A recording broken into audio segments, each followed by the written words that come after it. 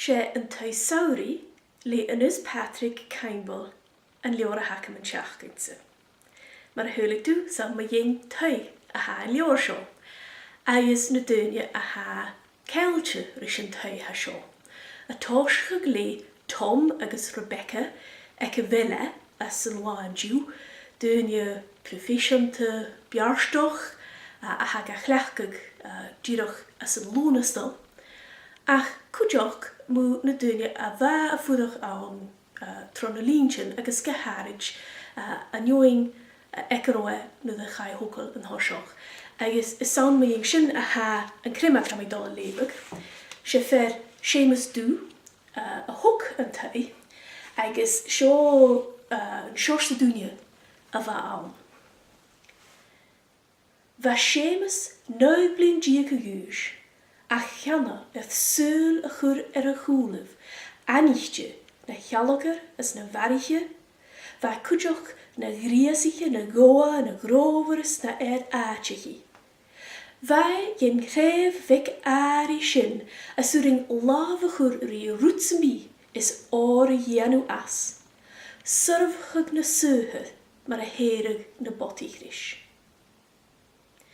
Ach, bánar san opar suúrsneach a bheit a chliú ar a ghol fatas farsing. Cha be a bhean go díanige rútigan chavór a nioni, ach bhean rúta dhéanige a nioni an dáchuid fémal agus ealanta. Erichin a bloion fiog an chlatach, tochgasitsin, ar san an scatin, a slísach an rúsc cruive. Tehan, a snarn a chluiche as a vocalí a bheith rúi etar an díg mhór agus an dú lehead. Agus a chula barachile a bheith na scléiterin a curca féim as na cwarian an an nielin a bheithich is an an éisteal. Sa'n cochéilte rís na hielin an scléite a ha a chularút a ha tachart an an bethe agus opeth héimiis ui. Etar éisteal agus súil agus luin fararó sléit ar a horst as na cwarian agus ar a chur ar fiog an túil. Agus as an nún seorsa dói han scéalach seo a dul ar fiog an túil.